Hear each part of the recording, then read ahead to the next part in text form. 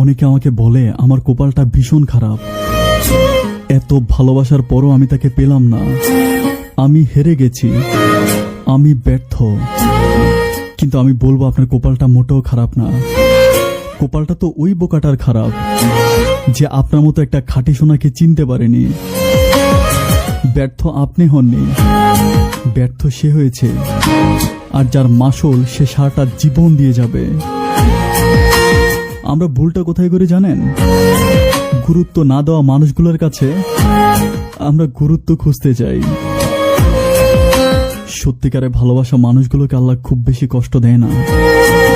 একটা সময় তাদের সবকিছু ঠিক হয়ে যায়, কিন্তু যে প্রতারণা করে যায়, জীবনের কোনো একটা সময় সে অজরে কাঁদে, হয়তো সে কান্নার শব্দটা আপনি শুনতে পান না। স্বপ্নের মাধ্যমে যখন সাপে কামড় দেয়, মানুষ হাউমাউ করে সবাইকে ডাকাডাকি করে, কিন্তু পাশে শুয়ে থাকা মানুষটাও শুনতে পায় না। জীবনে এমনই কষ্ট আছে যা অন্তরটাকে পুড়িয়ে কয়লা করে দেয়, কিন্তু পাশে থাকা মানুষটা একটুও ঘ্রাণ পায় না।